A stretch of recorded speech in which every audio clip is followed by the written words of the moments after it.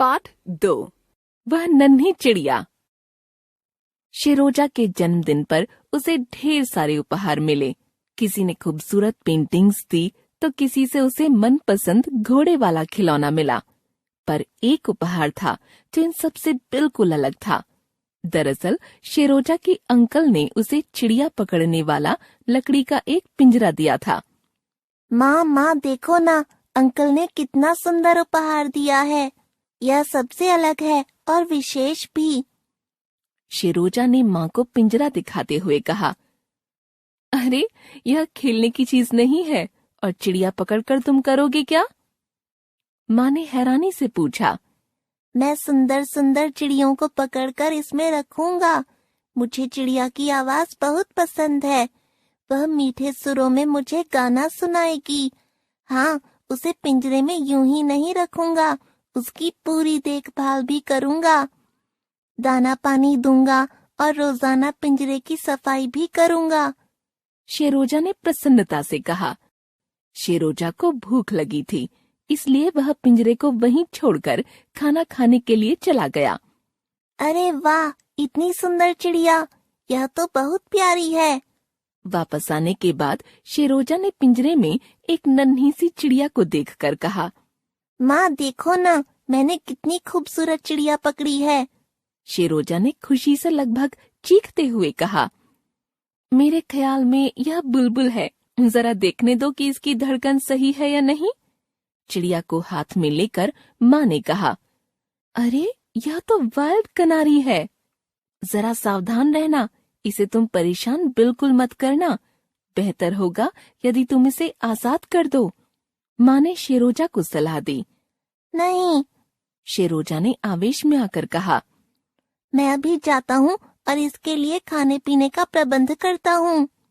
2 दिनों तक लगातार उसने उस नन्ही सी चिड़िया की अच्छी देखभाल की, लेकिन तीसरे दिन जैसे चिड़िया में उसकी दिलचस्पी कम हो गई। पिंजरा बहुत गंदा हो चुका था, उसमें रखा पानी भी पुराना हो चुका था। देखो, तुम चिड़िया की देखभाल नहीं कर सकते हो। अब भी समझ जाओ शिरोजा, बेहतर होगा तुम इसे आजाद कर दो। माँ ने पिंजरे की तरफ इशारा करते हुए शिरोजा से कहा। माँ की बात पर ध्यान न देते हुए शिरोजा ने पिंजरे की सफाई शुरू कर दी। जब तक वह सफाई करता रहा, वह नन्ही चिड़िया बुरी तरह पंख फड़फड़ा रही थी। शायद वह शिरोजा से बहुत डरी हुई थी। पिंजरे की सफाई करने के बाद शिरोजा पानी लाने के लिए चला गया।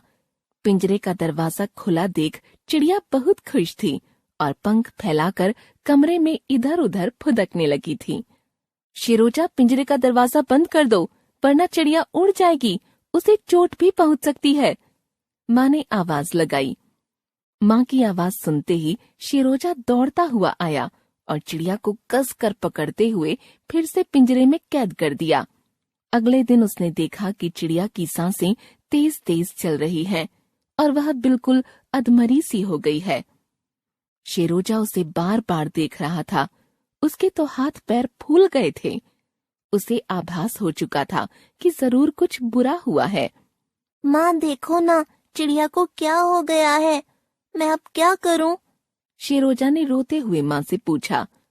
अब कुछ नहीं हो सकता, जो होना था वह हो चुका। माँ ने नाराजगी जाहिर की। शिरोजा पूरे दिन पिंजरे को लिए बैठा रहा। वह देख रहा था कि कैसे पेट के बल लेटी हुई चिड़िया अपनी अंतिम सांसें गिन रही है। रात को जब वह सोने गया तब तक उसकी मौत हो चुकी थी।